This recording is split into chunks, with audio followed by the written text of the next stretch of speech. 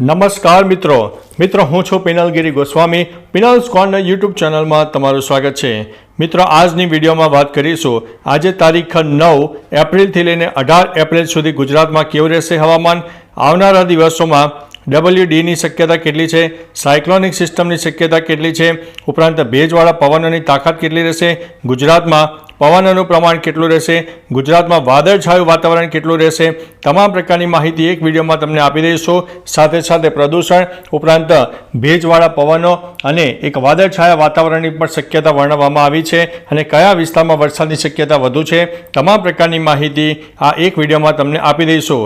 વિડીયોને મિત્રો 100% જોજો જેથી તમને શરૂઆતથી તે અંત સુધી તમામ પ્રકારની માહિતીનો ખ્યાલ આવી જાય. હવે મિત્રો અત્યારે સિસ્ટમની વાત કરી દઈએ તો આપણે રાઉન્ડ ફિગર તમને એક હેડલાઇન તમને જણાવી દઈએ તો સિસ્ટમમાં અત્યારે WD એક પછી એક સર્જાવાનું છે અને WDની શક્યતાના ભાગરૂપે થઈને ઉત્તર ભારત અને પૂર્વ ભારતમાં વરસાદની શક્યતા છે અને તેના લીધે થઈને રાજસ્થાન અને ગુજરાતમાં પણ મોડી રાત્રે અને વહેલી સવારે હજુ પણ ઠંડકનો અહેસાસ થઈ શકે છે. સાથે સાથે તાપમાનની વાત કરીએ તો ગુજરાતના મહત્તમ તાપમાન 35થી લઈને 40 ડિગ્રી સુધી પહોંચી શકે છે. ઉપરાંત ભેજવાળા પવનો અને વાદળછાયા વાતાવરણને લીધે આપણને થોડો બફારાનો અહેસાસ પણ ચોક્કસથી થવાનો છે, પરંતુ મોડી રાત્રે અને વહેલી સવારે આપણને ઠંડકનો અહેસાસ પણ થશે. હવે મિત્રો પવનની વાત કરીએ તો ગુજરાતમાં મોડી રાત્રે અને વહેલી સવારે સામાન્ય પવનનું જોર વધારે જોવા મળશે, જેમાં 5થી લઈને 35 કિલોમીટર પ્રતિ કલાકની ઝડપે પવન ફૂંકાઈ શકે છે. હવે મિત્રો પવનને કારણે આવનારા દિવસોમાં જે વરસાદની સિસ્ટમો સક્રિય થશે તેને પણ ડિસ્ટર્બ કરશે અને વરસાદની સિસ્ટમો આવશે ખરી, પરંતુ પવનને કારણે તેના વેગ વધુ હોવાને કારણે સિસ્ટમો વધુ સમય ન રોકાતા તે જલ્દીથી આગળ પણ જઈ શકે છે. ત્યારે વાત કરીએ તો પ્રદૂષણની, ગુજરાતમાં એર ક્વોલિટી ઇન્ડેક્સ 110થી લઈને 130ની આસપાસ રહી શકે છે, એટલે સામાન્ય હવા પ્રદૂષિત થશે. ઉપરાંત ગુજરાતના અનેક ભાગોમાં વાતાવરણમાં ધૂળના રજકણો અને દૂધિયું વાતાવરણ પણ જોવા મળી શકે છે. હવે મિત્રો આ વાત થઈ સિસ્ટમોની. આવનારા દિવસોમાં ગુજરાતના કયા વિસ્તારમાં વરસાદની શક્યતા વધુ છે તો તમને ક્લાઉડ બેઝ ફોર્મેશનના માધ્યમથી તમને સમજાવવાનો પ્રયત્ન કરીશું કે આવનારા દિવસોમાં વરસાદની શક્યતા ક્યાં વધુ છે. હવે મિત્રો તમે જોઈ શકો છો કે આજે તારીખ 9 છે અને 10 તારીખથી જ વાતાવરણમાં અસ્થિરતા આવવાનું શરૂ થઈ જશે અને 10 તારીખથી જ સાયક્લોનિક સિસ્ટમ ઉપરાંત અરબી સમુદ્રના ભેજવાળા પવનો બંનેની તાકાતને લીધે થઈને ગુજરાત અને રાજસ્થાનના અનેક ભાગોમાં વરસાદની શક્યતા છે. કચ્છ ઉપરાંત દક્ષિણ ગુજરાત, ગુજરાતનો પૂર્વ તરફનો વિસ્તાર, બનાસકાંઠાના પણ કોઈ વિસ્તારમાં છાંટાછૂટી થાય તેવી શક્યતા રહેલી છે.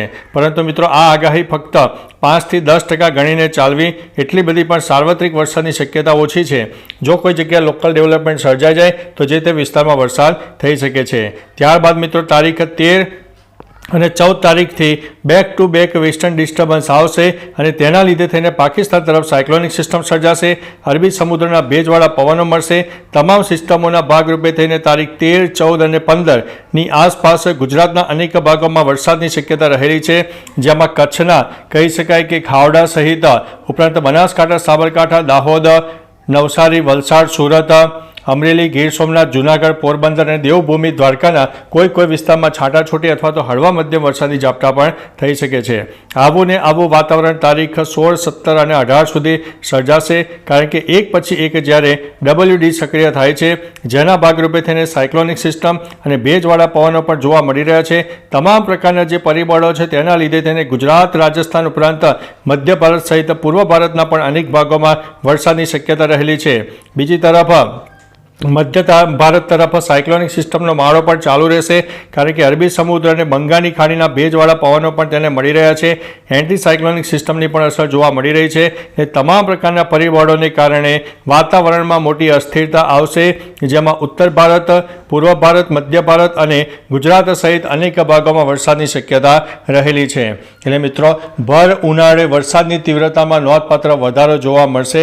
અનેક વિસ્તારમાં એક તબાહીનો વરસાદ પણ થઈ શકે છે, પરંતુ આ જે વરસાદ હશે તે ટૂંકા ગાળાના વરસાદ પણ હોઈ શકે છે, જેમાં 5 મિનિટથી લઈને 15 મિનિટ સુધીના વરસાદ હોઈ શકે છે.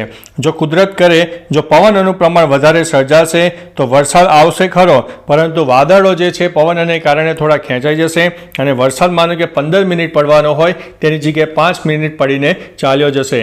એટલે મિત્રો હવે ઈશ્વરને પ્રાર્થના કરીએ કે પવનનું જોર વધારે સર્જાય અને આ જે વરસાદી વાદળો છે એ થોડા ખેંચાઈ જાય. પરંતુ ચોક્કસ મિત્રો એક સેટેલાઇટ બેઝના માધ્યમથી દેખાઈ રહ્યું છે કે ગુજરાતમાં તારીખ 18 એપ્રિલ સુધીમાં અનેક વિસ્તારોમાં એક વરસાદી વાતાવરણ સર્જાય તેવી પણ શક્યતા દેખાઈ રહી છે.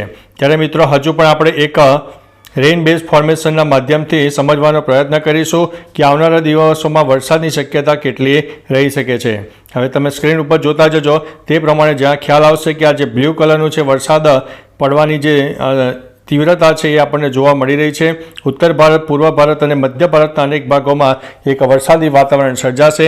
તમે જોઈ શકો છો કે સાયક્લોનિક સિસ્ટમનો ઘેરાવો ઘણો બધો રહેવાનો છે. તેની અસરના ભાગરૂપે થઈને અનેક વિસ્તારો પ્રભાવિત થશે, જેમાં મધ્ય ભારત સહિત પૂર્વ ભારતના પણ અનેક ભાગોમાં વરસાદી વાતાવરણ જોવા મળનારું છે. બીજી તરફ મિત્રો મધ્ય ભારતનું સાયક્લોનિક સિસ્ટમ, ઉત્તર ભારતનું WD, પાકિસ્તાન તરફની સાયક્લોનિક સિસ્ટમ, અરબી સમુદ્રના ભેજવાળા પવનો, એટલે તમામ પ્રકારના જે પરિબળો છે ગુજરાતને અસર કરવાના છે અને ગુજરાતમાં એક વરસાદી માહોલ આવનારા દિવસોમાં સર્જાઈ શકે છે. તમે જોઈ શકો છો કે તારીખ 13, 14 અને 15 તારીખની આસપાસ આ જે સિસ્ટમ છે ગુજરાત તરફ આવતી દેખાય છે, જેમાં કચ્છ હોય, ઉત્તર ગુજરાત હોય, સૌરાષ્ટ્રનો પશ્ચિમ તરફનો વિસ્તાર હોય, ઉપરાંત મધ્ય ગુજરાતના પણ કોઈ ભાગો અને દક્ષિણ ગુજરાતના પણ કોઈ ભાગોમાં છાંટાછૂટી હળવા મધ્યમ વરસાદની શક્યતા છે. 15 તારીખે તો દક્ષિણ ગુજરાત અને સૌરાષ્ટ્રના પણ પૂર્વ તરફના વિસ્તારોમાં વરસાદની શક્યતા રહેલી છે. એટલે મિત્રો આ જે સિસ્ટમ છે એ આપણને 18 તારીખ સુધી તેની ખાસ અસર જોવા મળશે અને ત્યારબાદ આ સિસ્ટમ જ્યારે પણ હટશે ત્યારે ગરમીનું પ્રમાણ ચોક્કસથી વધવાનું છે, કારણ કે અત્યારે એક વાદળછાયા વાતાવરણ, વેસ્ટર્ન ડિસ્ટર્બન્સ અને ભેજવાળા પવનોને કારણે આપણને ગરમીમાં આંશિક રાહત મળી રહી છે. એટલે મિત્રો આવનારી 18 તારીખ સુધી થોડા સાચવજો, જેથી આપણને ભારે નુકસાની ન થાય. ખુલ્લામાં કોઈ ચીજ વસ્તુઓ પડી હોય તો તેને સત્વરે થોડા દિવસો માટે ઢાંકી લેજો. તો ચાલો મિત્રો ફરીથી હવામાનની લેટેસ્ટ માહિતી લઈને મળતા રહીશો. ત્યાં સુધી અમને રજા આપશો. નમસ્તે.